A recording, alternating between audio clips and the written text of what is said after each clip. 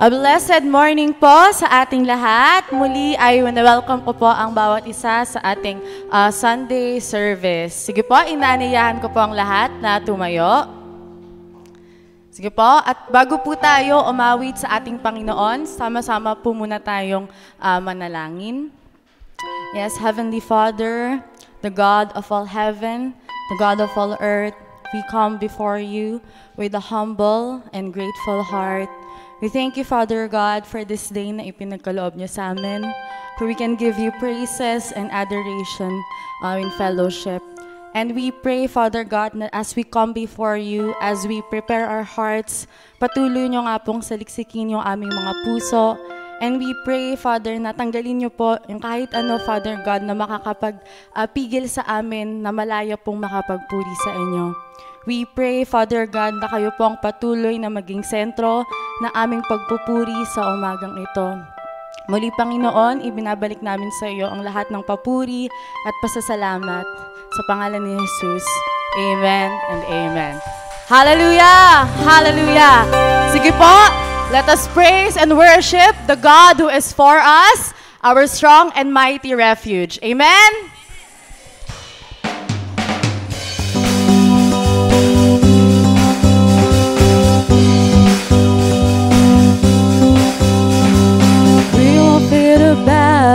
We won't fear the night. We will walk the valley with you by our side. You will go before us, you will lead the way. We have found a refuge, only you can save. Sing with joy now, our God is for us. The Father's love is a strong and mighty fortress. Raise your voice now, no love is greater. Who can stand against us if our God is for us?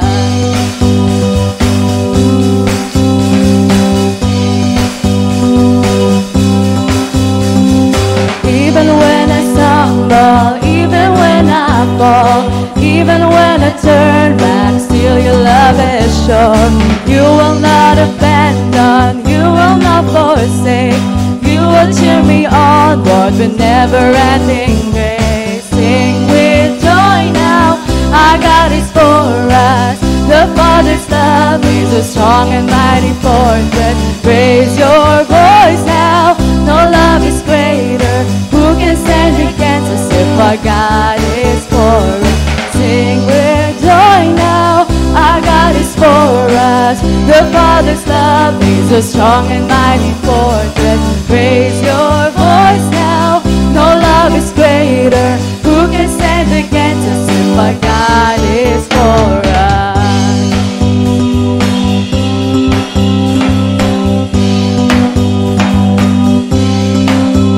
Neither height nor depth can separate us. Hell and death will not defeat us. He who gave his son to free us holds me in his love.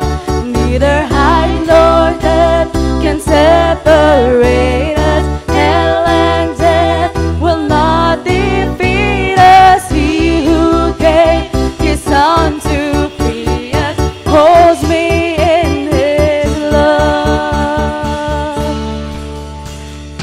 Sing with joy now, our God is for us. The Father's love is a strong and mighty fortress. Raise your voice now, no love is greater. Who can stand against us if our God is for us? Sing with joy now, our God is for us. The Father's love is a strong and mighty fortress. Raise your voice now, no love is greater. Who can stand against us if our God is for us? Sing with joy now, our God is for us.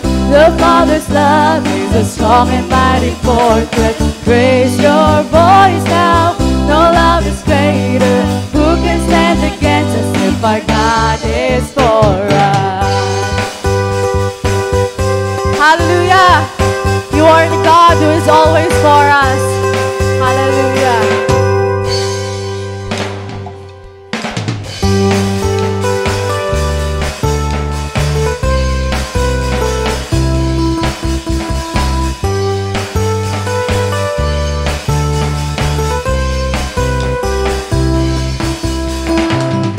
I will sing about everything you are always. I will tell the world everything you've done in me. I stand on higher ground. I was lost, but now I'm here with you. My refuge, my stronghold, always with you. Faithful one, holding on. I am always with you.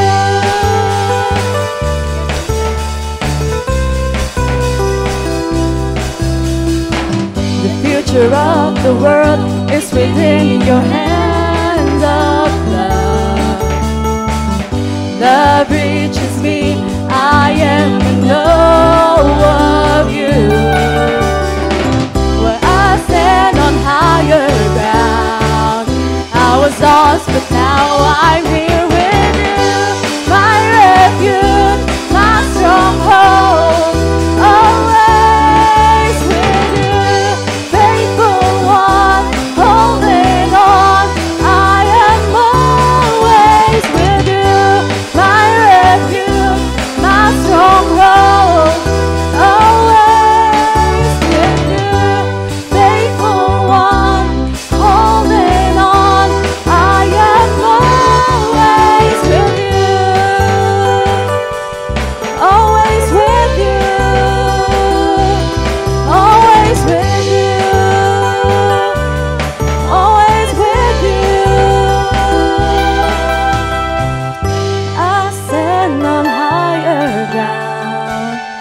I was lost, but now I'm here with you.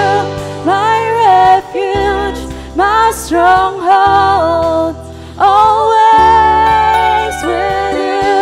Faithful one, holding on, I am always with you. My refuge, my stronghold, always with you. Faithful one, holding on, I am always with you. My refuge, my stronghold, always with you. Faithful one, holding on, I am always with you.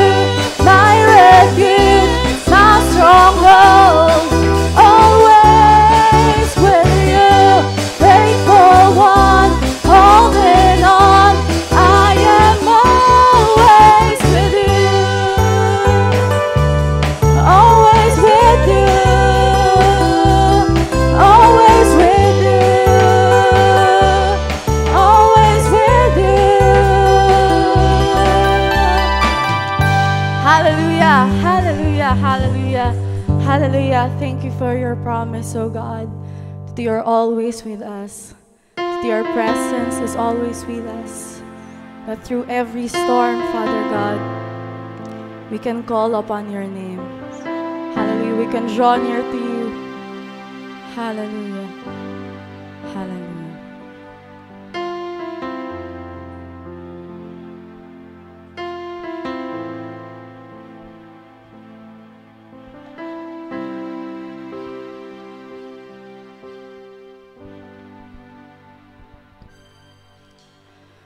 Hide me now under your wings. Cover me within your mighty hand. When the oceans rise and thunders roar, I will soar with you above the storm. Father, you are king over the flood, and I will be still, know you are God.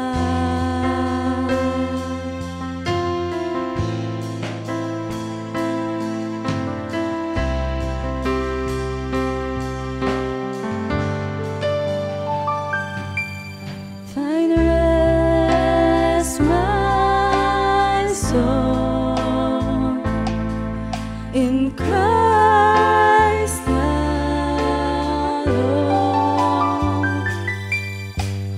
Know His power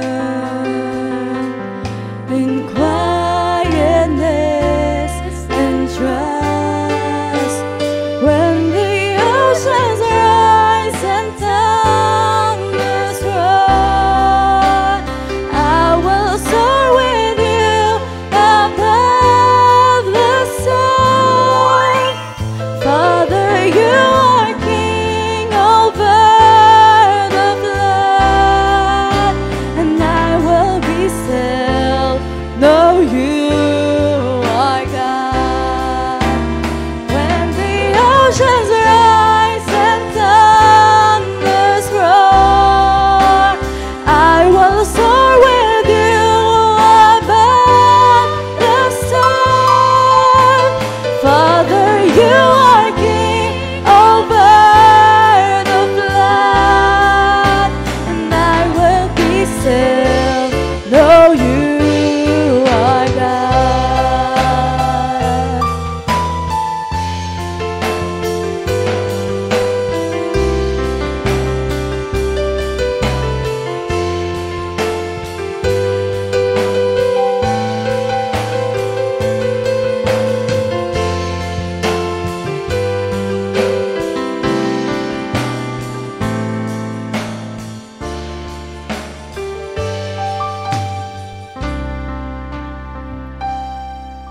Find rest, my soul, in Christ alone.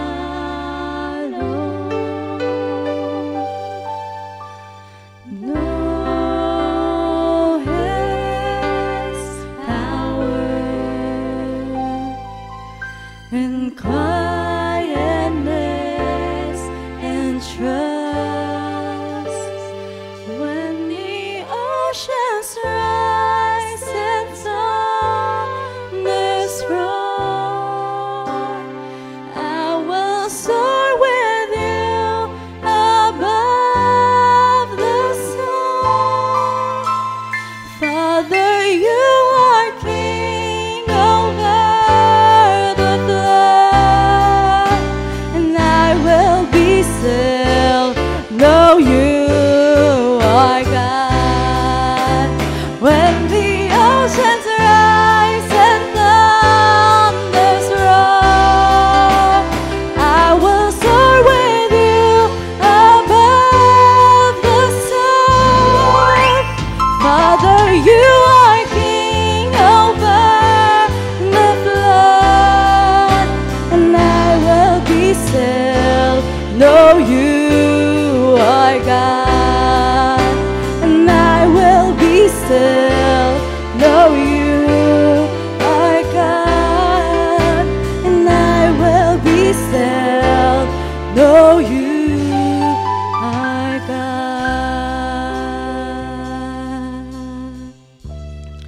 Hallelujah. We continue to bless your name, oh God.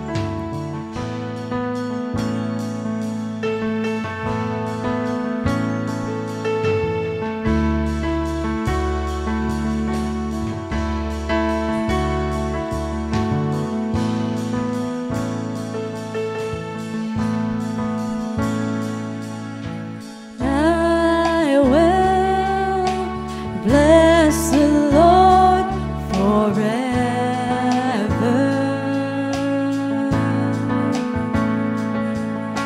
And I will trust Him at all times.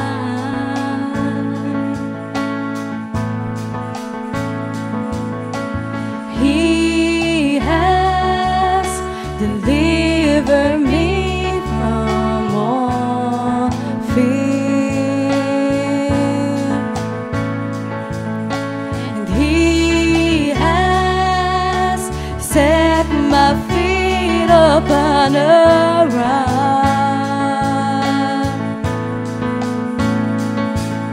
and I will not be moved,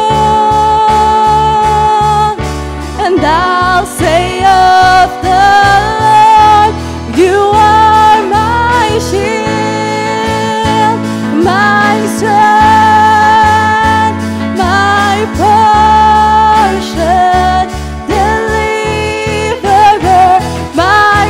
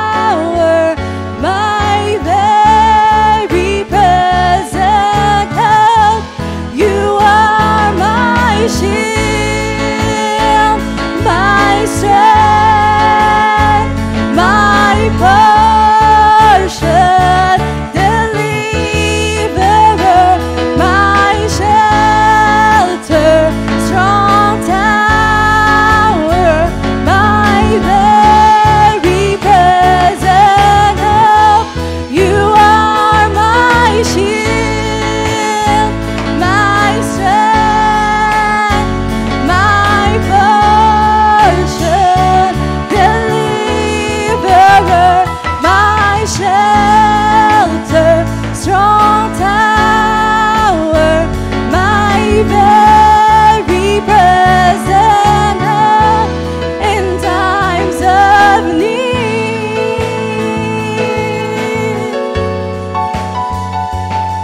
My very present help in times of need.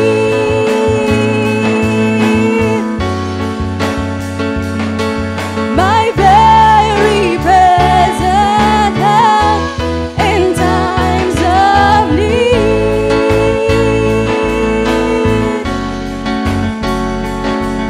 My very present help in times of need.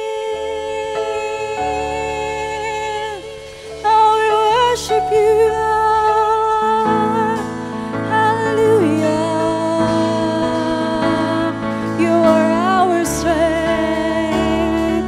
You are a deliverer. Oh, we worship you. Hallelujah. Hallelujah. Hallelujah. Hallelujah. Okay, truly, Father God, that you are our strength. You are our stronghold, Father God. Thank you, Father God, for this promise, Father God. Thank you for this reassurance, Father God, that when we are weak, Father God, you are there. Your strength is always there for us. That you are always there for us. Kaya naman, Panginoon, tanggapin mo po ang lahat ng papuri, ang lahat ng pasasalamat sa pangalan ni Jesus. Amen and amen.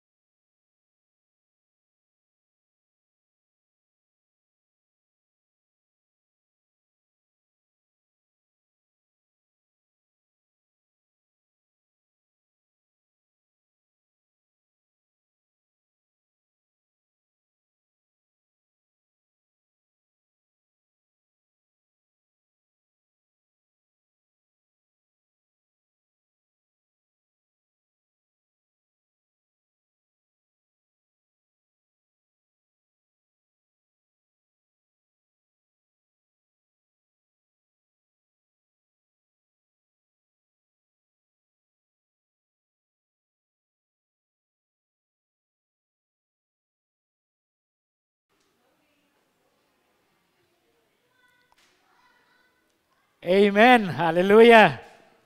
Purihin ang Panginoon. Napakabuti ng ating Panginoon. Hallelujah. And this is the day that the Lord has made. Itong araw na ito. Itong araw na kung saan ay muli nating siyang sinamba, sasambahin, at muli nating pag-aaralan ang salita ng ating Panginoon. Ang jeep ni driver, pag halimbawa hindi pa puno yung kanyang jeep at tumatawag pa siya ng pasahero, unti-unting pupunuin niya ng pasahero yung jeep. Ngunit pagkatapos na mapuno na yung jeep, anong gagawin ng driver? Aarangkada na siya. Ibig sabihin, it is no time for him to stay at kinakailangan na niyang umarangkada. Arangkada na po tayo. Praise God. So, God's message is Paul's daring courage. Hallelujah. At ang ating passage po ay nasa Acts chapter 22, verse 1 to 30. Inaanyayahan ko po ang bawat isa na tumayo. Praise God. in reverence sa pagbasa ng salita ng ating Panginoon. Hallelujah. So, Paul's daring courage. Samahan niyo po ako sa pagbasa ng salita ng Panginoon. Hallelujah. Basahin po natin, sabay-sabay po tayo. Brothers and fathers, listen now to my defense. When they heard him speak to them in Aramaic, they became very quiet. Then Paul said, I am a Jew, born in Tarsus of Cilicia, but brought up in this city. I studied under Gamaliel and was thoroughly trained in the law of our ancestors. I was just as zealous for God as any of you are today. I persecuted the followers of this way to their death, arresting both men and women and throwing them into prison. As the high priest and all the council can themselves testify, I even obtained letters from them to their associates in Damascus, and went there to bring these people as prisoners to Jerusalem to be punished. About noon, as I came near Damascus, suddenly a bright light from heaven flashed around me. I fell to the ground and heard a voice say to me, Saul, Saul, why do you persecute me? Who are you, Lord? I asked. I am Jesus of Nazareth, whom you are persecuting, he replied. My companions saw the light, but they did not understand the voice of him who was speaking to me. What shall I do, Lord? I asked. Get up, the Lord said, and go into Damascus. There you will be told all that you have been assigned to do. My companions led me by the hand into Damascus because the brilliance of the light had blinded me. A man named Ananias came to see me. He was a devout observer of the law and highly respected by all the Jews living there. He stood beside me and said, Brother Saul, receive your sight. And at that very moment, I was able to see him. Then he said, the God of our ancestors has chosen you to know his will and to see the righteous one and to hear words from his mouth. You will be his witness to all people of what you have seen and heard. And now, what are you waiting for? Get up, be baptized, and wash your sins away, calling on his name. When I returned to Jerusalem and was praying at the temple, I fell into a trance and saw the Lord speaking to me. Quick, he said, leave Jerusalem immediately, because the people here will not accept your testimony about me. Lord, I replied, these people know that I went from one synagogue to another to imprison and beat those who believe in you. And when the blood of your martyr Stephen was shed, I stood there giving my approval and guarding the clothes of those who were killing him. Then the Lord said to me, go, I will send you far away to the Gentiles. The crowd listened to Paul until he said this. Then they raised their voice and shouted, rid the earth of him, he is not fit to live. As they were shouting and throwing off their cloaks and flinging dust into the air, the commander ordered that Paul be taken into the barracks. He directed that he be flogged and interrogated in order to find out why the people were shouting at him like this. As they stretched him out to flog him, Paul said to the centurion standing there, is it legal for you to flog a Roman citizen who hasn't even been found guilty? When the centurion heard this, he went to the commander and reported it. What are you going to do? He asked. This man is a Roman citizen. The commander went to Paul and asked, tell me, are you a Roman citizen?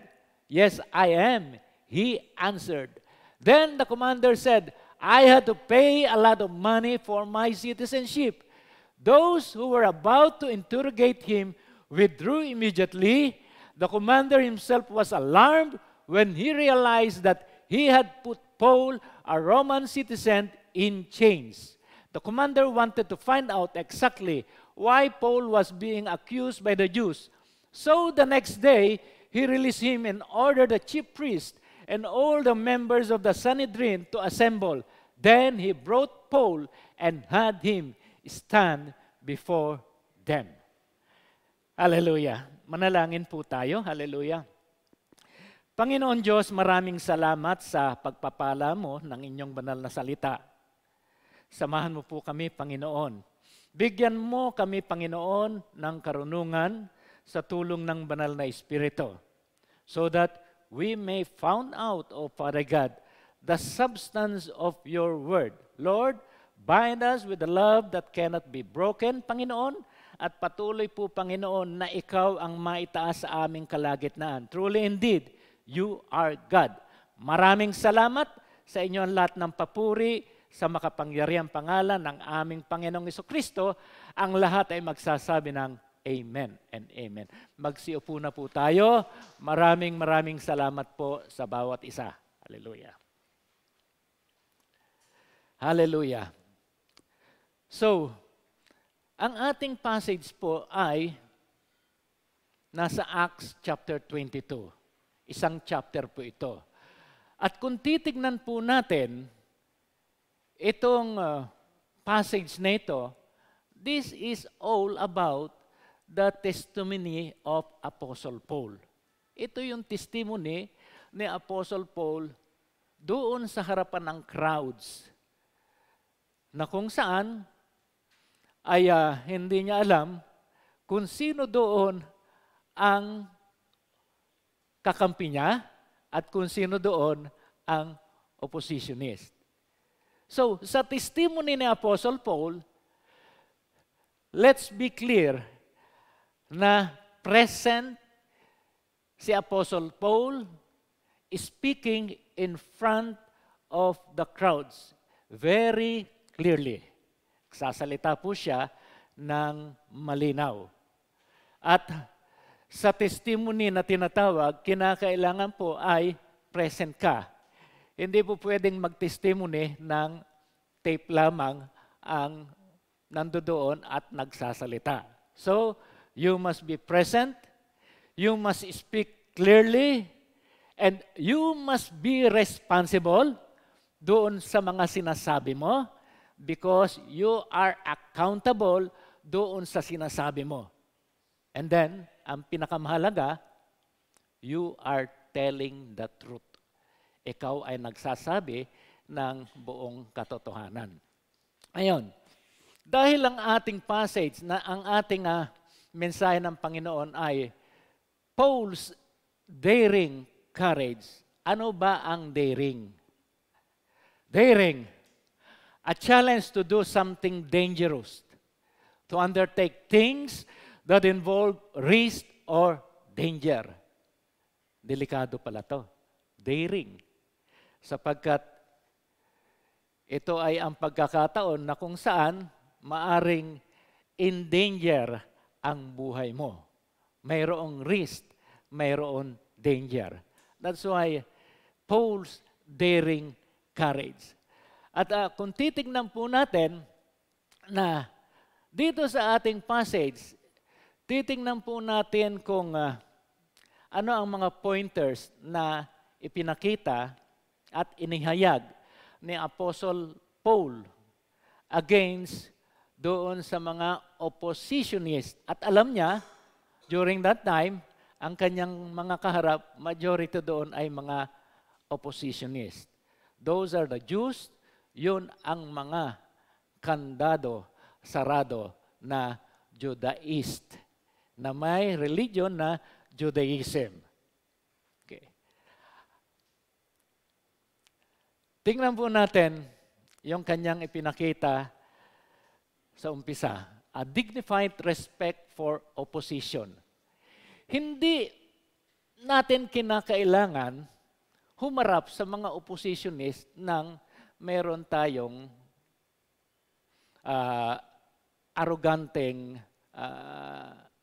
condition arrogante tayo sa harap ng ating mga oppositionist. Because you are making a testimony. Doon sa verse 1 to 3, tingnan po natin. Brothers and fathers, listen now to my defense.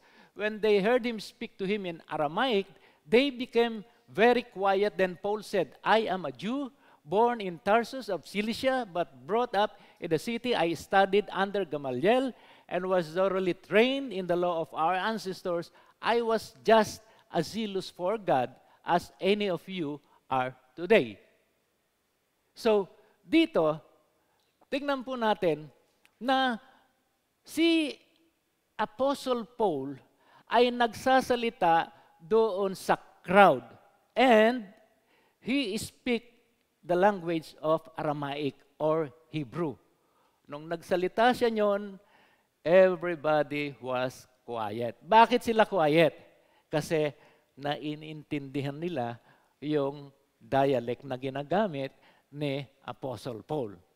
At dapat matutunan din po natin na si Apostle Paul din ang nagsabi sa Colossians chapter 4 verse 6, let your conversation be always full of grace, seasoned with salt, so that you may know how to answer everyone.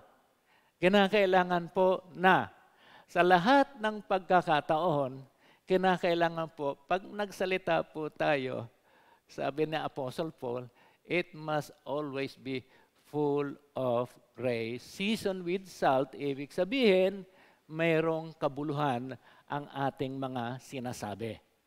Okay. So,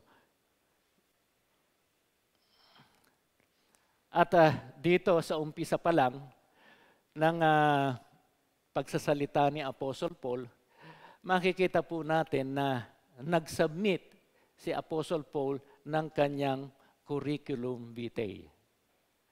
Alam niyo kung bakit? Sapagkat dito minention niya yung kanyang birth, yung kanyang upbringing, yung kanyang education.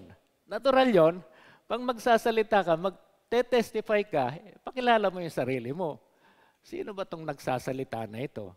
Bagamat those crowds already knew he was formerly Saul na naging Paul. So, ano ang mga bagay na binanggit niya doon? Sabi niya, ang kanyang pinagmulaan na birth ay walang iba kundi yung Cilicia. And be reminded na si Apostle Paul ay mayroong dual citizenship. Alam niyo pa po 'yon? Siya ay isang Jew and he is a Roman citizen. Bakit siya naging Roman citizen? Kasi during the time of Ptolemy, 64 BC, itong Cilicia, the province of Cilicia, was declared a Roman province. So, kasama dito yung Tarsus na open city.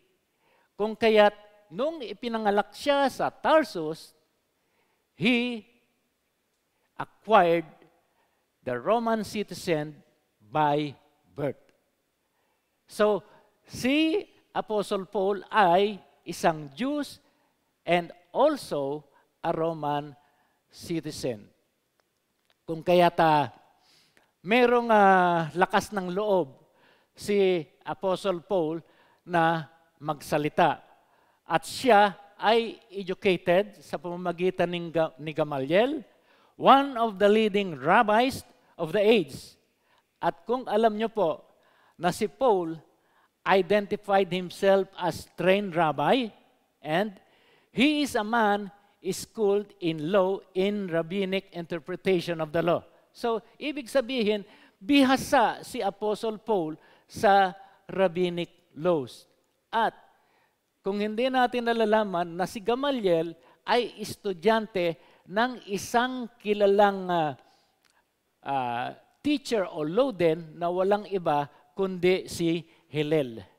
Okay, mas mataas si Hillel kaysa kay Gamaliel.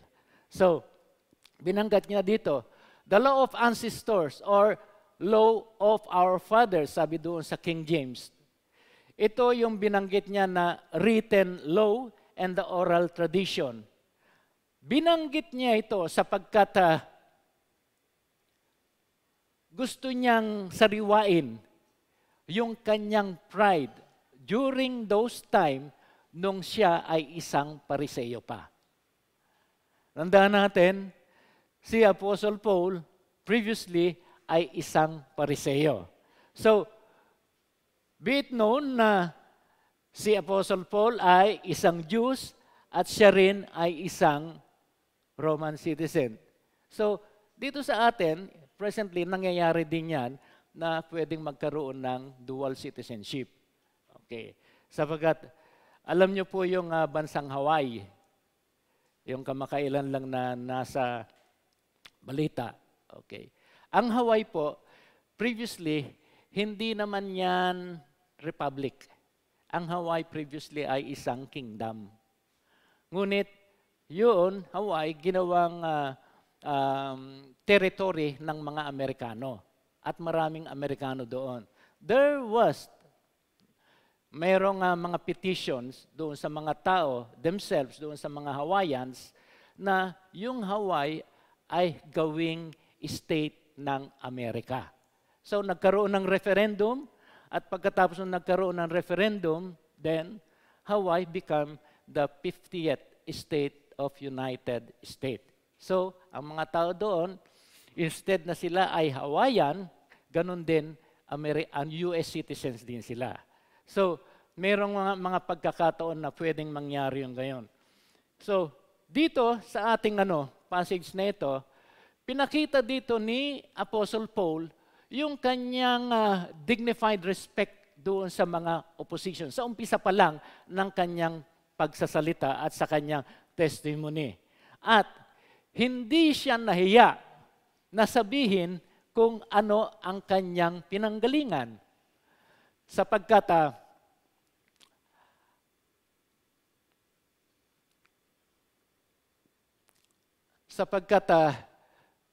inassess niya yung kanyang sarili sa harapan ng mga crowds. There is an assessment of his own personal failure. Dito magkakaroon ng flashback of the dark days. Okay. Dito, pinaliwanag niya dito kung ano siya bago makakilala sa Panginoong Jesucristo. Sabi sa Acts 22 verse 4 and 5, I persecuted the followers of this way to their death, arresting both men and women and throwing them into prison. As the high priest and all the council can themselves testify, I even obtained letters from them to their associates in Damascus and went there to bring those people as prisoners to Jerusalem to be punished. Ito ang trabaho ni Apostle Paul bago siya makakilala sa ating Panginoong Hesukristo. Siya ay number 1 persecutor. Sa mga Saudi nga kilala rin si Paul Minsan, nandoon ako sa harap ng isang Saudi. Okay. At pinag-uusapan namin yung tungkol sa religion. Sabi ng Saudi, alam nyo, mga Kristiyano, hindi kayo marunong Sabi niya, you don't know anything. Because you believe in Paul. You know, Paul is number 1 persecutor of Christian. Okay, alam nila. He is the number 1 persecutor of Christian.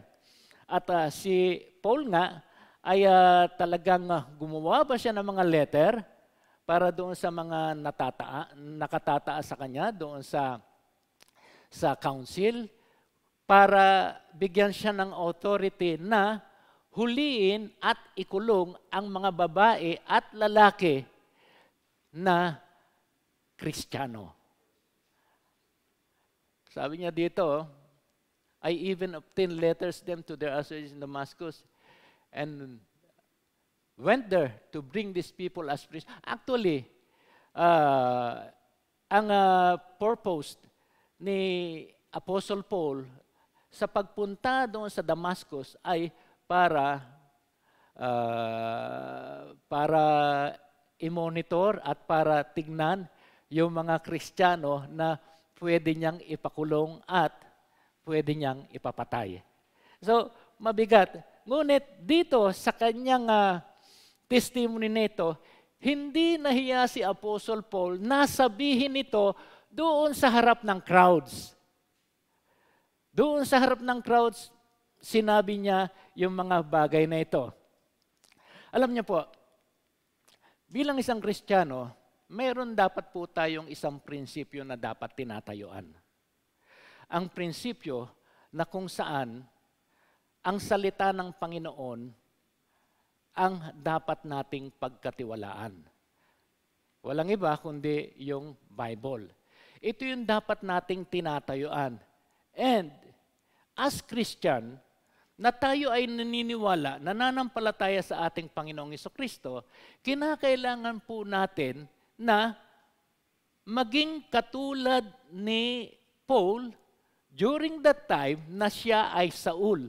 Because Saul previously was zealous in his faith as Judaism.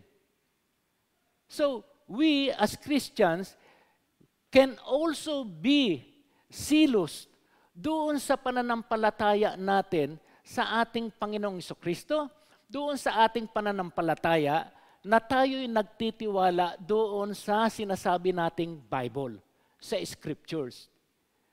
Kung si Paul ay naging sincere doon sa kanyang pananampalataya, not knowing na yung kanyang pananampalatayang pinagkakatiwalaan ay hindi pala yun ang ganap. Bakit tayo, mga mananampalataya, alam natin ang katotohanan, hindi tayo tatayo at titindig sa ating pananampalataya. Minsan, pag tayo ay nag-share, masabihan lang tayo ng kaunti, umaatras na tayo. Matukso lang tayo ng kaunti, medyo umaalis na tayo. Just imagine the way Paul felt as he owned up to his own failure and the misguided zealousness to destroy something he didn't understand. So, hindi niya alam, he never understood na kung ano itong kanyang sinisirang mga mananampalataya. Hindi niya alam that in the future, siya mismo ay magiging isang kasama doon sa mga grupo ng The Way. Ito yung mga grupo ng mga Christian during that time. He didn't try and hide it or act like it didn't happen. So, he respect them by speaking their language and understanding their culture. Hindi siya nagiging opposition, hindi siya nagiging opposition doon sa mga opposition sa kanya. He is never arrogant, hindi siya proud, but then he speak humbly and clearly doon sa kanyang testimony. Now, another thing na dapat natin makita, remembering one's own conversation. Ito yung sinasabi doon sa chapter 6, verse 11. Ito yung pagpapaliwanag niya, pag-testify niya doon sa harapan ng crowds patungkol doon sa nangyari sa kanya when he is about to travel papuntang Damascus. No? Sabi doon, a bright light from heaven flashed around me, sabi niya. At dahil doon, I fell to the ground and heard a voice say to me, Saul, Saul, why do you persecute me? Nagtanong si Saul, who are you, Lord? Actually, hindi naman talaga kilala ni Saul previously kung sino yung nagsalita. Ngunit alam niya na yung nagsalita na yon ay isang makapangyarihan. Kaya ang tinukoy niya kaagad doon, who are you, Lord? Lord kaagad ang binanggit niya. I asked, I am Jesus of Nazareth, whom you are persecuting, he replied. nagsalita ang ating Panginoong Jesucristo, but then yung mga kasama niya hindi naman narinig yung pagsasalita ng Panginoong Jesucristo kay Saul.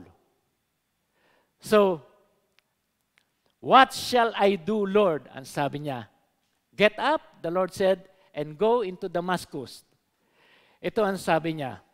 Ngayon, ito yung isang bagay na makikita natin kapamaraanan ng ating Panginoon Diyos para siya ay makakilala sa Panginoong Hesukristo. Tandaan natin, we have different kinds of means kung papaano tayo tumanggap sa ating Panginoon. Iba't ibang klase ang kapamaraanan ng Panginoon kung papaano natin siya nakilala. Amen ba tayo doon?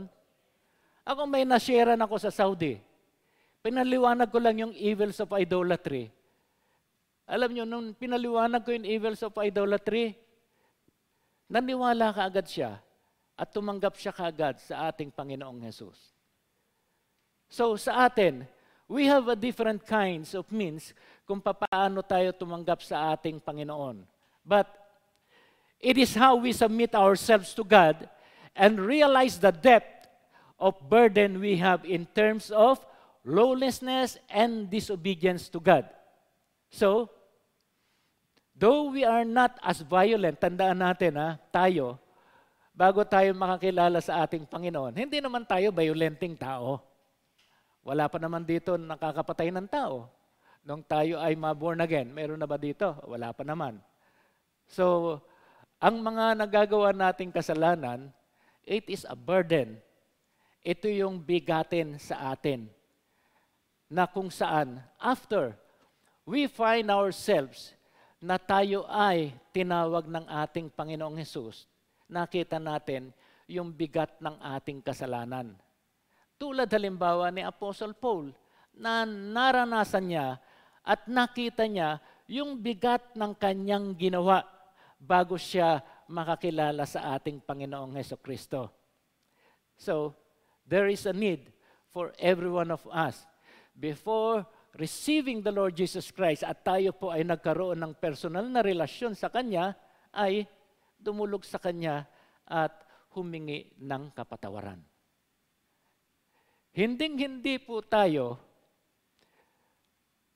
magiging katanggap-tanggap sa ating Panginoon Hesus kung hindi po natin naranasan na humingi ng kapatawaran sa ating mga kasalanan. At yan po, ang pinaka-initial prerequisite po yan upang tanggapin natin ang ating Panginoong Hesukristo. So, Apostle Paul was very zealous. Yung religion na Judaism, hindi na ngayon ang nagko-control kay Paul. He had been a Hebrews of Hebrews, zealous to the point of persecuting the church. Ito ang pinakamabigat niyan sapagkat nalaman ni Apostle Paul na hindi karapat-dapat na maging isang gawain niya. Actually, kilala pa naman siya bilang isang Pariseo. Pero magtataka tayo, isang Pariseo na supposed to be, nasa ilalim siya ng ating Panginoon Diyos. He should be under doon sa pananiwala at pananampalataya sa ating Panginoon Diyos. Pero siya pa ang nagpapapatay doon sa tao. Lalong-lalo na siya mismo na nakita niya on how Stephen was martyred. Nandoon po siya at number 1 po siya doon na pumapalakpak. Naalala ko lang kasi, doon sa Saudi, okay, yung experience doon sa Saudi, pag meron po doon na mga masasamang tao na mayroong mga mabigat na kasalanan at ang kanilang parusa ay kamatayan, dinadala doon sa plaza at doon tinatanggalan ng ulo. At pagkatapos tanggalan ng ulo, alam nyo ba ang ginagawa ng mga Saudi? Nagpapalakpakan sila. Sapagkat sa kanila, isang tagumpay yon para sa kanila. But then, Ito yung mga traditional experience na kung saan alam natin way out na ito ay nangyayari noong paman, na in a way na may mga bansa pa rin na nag-exercise, nagpa-practice ng ganong klaseng mga gawain.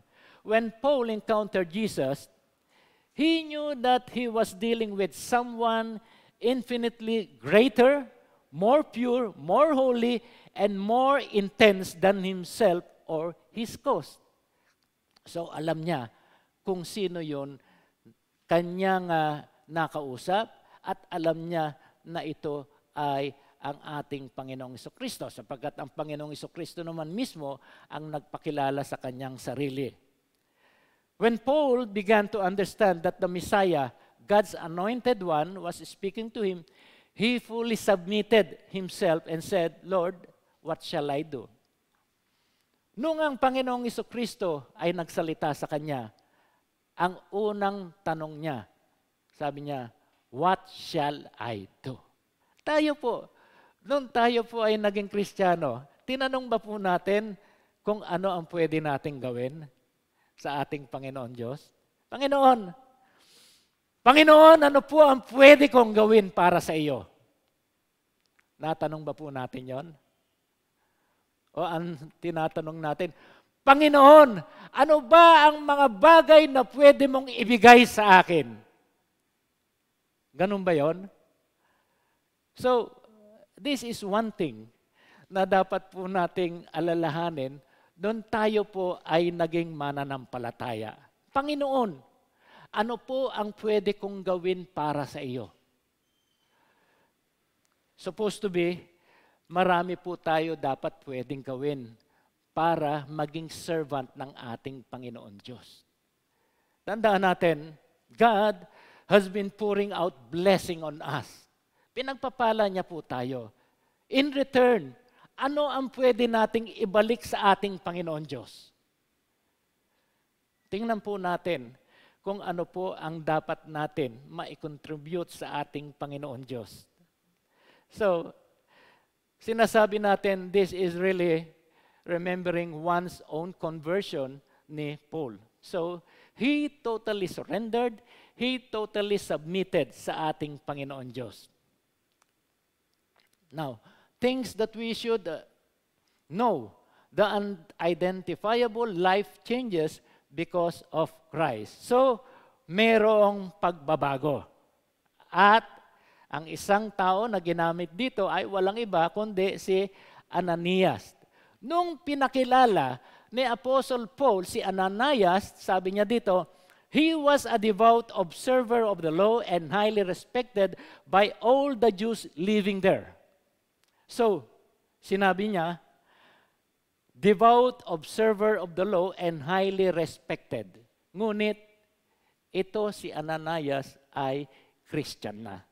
Hindi niya binanggit na si Ananias ay Christian. Baka magkaroon ng ibang implication ito doon sa ibang mga makakakilala sa kanya. So, once na tayo ay na-encounter natin ang ating Panginoong Hesus, we come to know the truth, nalaman natin ang katotohanan, at yung katotohanan na yon deliberately set us free. So, but the proper action in response to the power and the love of Jesus is to repent and make things right with Him. Ang kailangan po natin ay yung meron tayong total surrender, total repentance sa ating Panginoon Diyos. So, everything changes. Everything changes sapagkat nandoon na sinurrender na ni Apostle Paul yung kanyang buhay sa ating Panginoong Jesucristo. So, Paul, yung kanyang sarili ay nandoon na. Paul's purpose to show that such a man played a key role in his conversion. Ito po yung si Ananias. Ananias played an important role sa kanyang conversion. Sapagkat ang bagay na ginawa ni Ananias, unang-una, nung pinuntahan niya si Paul dahil siya ay blind, siya ay bulag, okay, there was healing. And then, pagkatapos nyon, he announced yung future work na dapat gampanan ni Apostle Paul to the Gentiles. At sinabi doon ni Ananias, repent, wash away your sins, and repent. So, ito yung bagay na ginawa ni Ananias so that magkaroon talaga ng changes doon kay Apostle Paul. At nagkaroon nga ng kalinawan yung pagkabulag ni Apostle Paul. Nakakita siya. So, ang pangalan na Saul ay previously, doon pa yun sa Acts 13, but then it was finally made na siya ay tinawag na Paul. So, a new direction in life, a new emphasis of his name and calling. So, sa pagkakataong ito, tignan natin yung new purpose in following Christ. And sabi doon sa verse 17 to 21, sabi doon sa John 15 verse 20, sabi doon, remember what I told you. A servant is not greater than his master. If they persecuted me, they will persecute you also. If they obeyed me, my teaching, they will obey yours also. Ito po yung salita ng ating Panginoong Jesucristo. Nung siya ay nabubuhay at nagmi-minister pa. Sabi ng ating Panginoong Jesucristo, a servant is not greater than his master. At if they persecuted me, they will also persecute you. At yan po ang nangyayari kay Apostle Paul. At maging ganun din sa ibang mga mananampalataya na tunay na susunod sa ating Panginoong Jesucristo. There are sometimes persecution. Sometimes a Christian is persecuted doon sa kanilang tahanan, sa kanilang family, sometimes in the community, sometimes doon sa kanyang mga relatives, sa kanyang mga kaibigan. Tandaan natin, there is always rejection. Kaya nga, sabi ng ating Panginoon Jesucristo, umalis ka dyan sa Jerusalem because those people will not receive your message. Hindi nila tatanggapin yung mensahe mo. A new purpose in following Christ, na kung saan nandoon siya sa Jerusalem, sabi ng Panginoon, leave Jerusalem immediately because the people here will not accept your testimony. Then, the Lord said, sa bandang verse 21, the Lord said to me, go, I will send you far away to the Gentiles. Ito yung purpose sa kanyang pagsunod sa ating Panginoong Jesucristo. Na siya pala ay hahayo, hindi lamang doon sa kanyang kapwa Diyos, kundi kahit na rin doon sa mga Gentiles. Inabot ba tayo nyon? Inabot tayo nyon. Nung mga pangaral, ng mga salita na kung saan, dito sa Bible, okay, almost 14 epistle ang isinulat ni Apostle Paul. At yan po, mga salita na yan, napapakinabangan po natin yan sa ating buhay bilang isang Kristiyano. Be reminded that Apostle Paul was sincere in his testimony. And if we really assess the whole chapter of Acts, chapter 22, ito nga po ay testimony in front of the crowds and also doon sa kanyang, maybe doon sa kanyang mga kakontemporaries. Maaring meron din doon member ng Sanhedrin, maaring nandoon din yung ibang Pariseo, at dito po nalalaman talaga nung mga taong yon na previously ang pagkakilala nila kay Apostle Paul ay ganon na nagkaroon na talaga ng pagbabago doon sa kanyang buhay. Si Apostle Paul, he knows his heart that the one whom he encountered was not a small person, a little powerful influence, but he believed that the one is the most powerful being that will transform and change his life. Ganyan din po tayo, mga kapatid. Ang ating Panginoon Diyos, sa pamamagitan ng ating Panginoong Jesucristo, siya po ang nagbago sa atin. Sa ating mga dark days, na kung saan ngayon, natatamasa na po natin yung talagang pagpapala ng ating Panginoon. At sa ating buhay na nandito ngayon, we already have the salvation dahil nga doon sa redemptive works ng ating Panginoong Jesucristo doon sa krus ng Kalbaryo. Ito po dapat, mga kapatid, ang isang bagay na dapat nating maipahayag sa ating mga kakilala.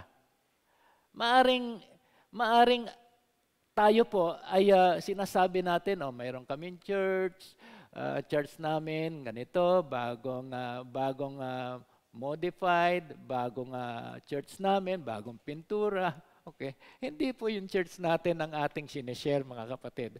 Ang isishare po natin, ang ating Panginoong Jesucristo, and see how those people accept the Lord Jesus Christ.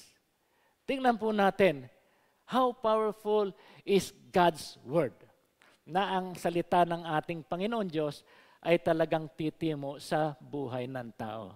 There are rejection, and those rejection, hindi po natin pwedeng sabihin na nireject tayo at pagkatapos totally magbaback out na tayo, no? Sapagkat we must be having courage. Magkaroon po tayo ng lakas ng loob. Magkaroon po tayo ng courage. At sa church po natin, tulad ng nalalaman po natin, ang tema po ng ating anniversary last year, hanggang ngayon po, na patungkol sa courage. Let everyone be courageous and stand firm in the faith. That's the power of salvation na ating natanggap sa ating Panginoon Diyos. So, tayo po ngayon, going forward courageously because of Christ. Okay. Courage is doing what you're afraid to do. There can be no courage unless you are scared. Hindi ka pwedeng magkaroon ng courage kung hindi ka nagkaroon ng takot. So, sabi, you often have little knowledge of your opponent. Minsan hindi natin talaga alam kung sino yung mag-o-oppose sa atin. Ngunit, Paul prepared himself. Pupunta siya ng Jerusalem. Nung nasa bahay siya ni Philip, kasama ang mga mananampalataya, dumating si Propeta Agabus. At nung dumating si Propeta Agabus, ang sabi niya kaya Paul, akin na yung belt mo. Ang ginawa ni Propeta Agabus, itinali niya ito doon sa kanyang kamay, itinali niya ito doon sa kanyang paa. Pagpunta mo ng Jerusalem, ganito ang sasabitin mo. Pupunta siya ng Jerusalem, so every brethren umiiyak. Ayaw siyang paalisin sapagkat ayaw nila na mayroong masamang mangyari kay Paul. Ganyan din ang naranasan ng ating Panginoong Jesucristo. Ang ating Panginoong Jesucristo, naglalakad siya papunta ng Jerusalem, sumusunod yung kanyang mga disipulo na alam ng mga disipulo na ang ating Panginoong Jesucristo ay delikado sa pagpunta niya ng Jerusalem. Ngunit ang mga mananampalataya, ang mga disciples, nagtataka sila. Sabi nila, bakit kaya ganon? Ang Panginoon Jesus ay pupunta sa Jerusalem, alam niya na masama ang mangyayari sa kanya. Sabi ni Apostle Paul, I am ready to die. Sino po sa atin dito ang ready to die? Mahirap po yun, no? Mahirap po yun. Yung tayo po ay magkakaroon ng plano sa pagsishare ng salita ng Panginoon, and we are ready to die. Ang ating Panginoong Jesucristo, He is ready to lay down His life para sa mga mananampalataya. So, in the end, Paul's daring courage is the reflection of Christ's character that every believer should possess. Therefore, we are called to face opposition in life with courage, standing firm, knowing God is within us. Ito pong testimony ni Apostle Paul ay isang bagay na dapat maging relevant at significant po sa atin bilang isang mananampalataya. So that we will remember, maalala po natin, the time nung tayo po ay tumanggap sa ating Panginoong Hesukristo. Dati ako ay ganito. We are living those dark days sa buhay po natin. And we are already living kasama ang ating Panginoong Hesukristo, having the light of God. And I believe every one of us, bilang isang Kristiyano, ay patuloy po na magiging courageous, knowing the purpose of God in our life. Manalangin po tayo. Panginoon, maraming salamat, Panginoon, sa inyong banal na salita. Patuloy po, Panginoon, na hipuin ang bawat isa ng inyong pag-ibig, Panginoon, na kung saan ang bawat isa po, Panginoon, ay maranasan na kayo po, Panginoon, you are the God who takes care of us, O Lord God. Ikaw ang Panginoon Diyos na patuloy po na with your goodness, O Lord God, ay natamasa namin ang kaligtasan sa pamamagitan ng aming Panginoong Hesukristo. Panginoon, dalangin po namin na sa tulong ng Banal na Espiritu ay mabigyan kami ng direksyon sa aming buhay, that we may also be a witness for the Lord Jesus Christ. Not only, O Lord God, sa aming pamilya, but also, Father God, sa extension sa aming kapaligiran. Lord God, help us in our means of way upang sa ganon, Panginoon, ay patuloy na ang inyong kaharian ay lumawak. Maraming salamat, Panginoon. Sa inyo po ang lahat ng papuri, ang pagdakila sa makapangyarihan at banal na pangalan ng aming Panginoong Jesucristo. Ang bawat isa ay magsasabi ng Amen. Palakpakan po natin ang Panginoon. Hallelujah.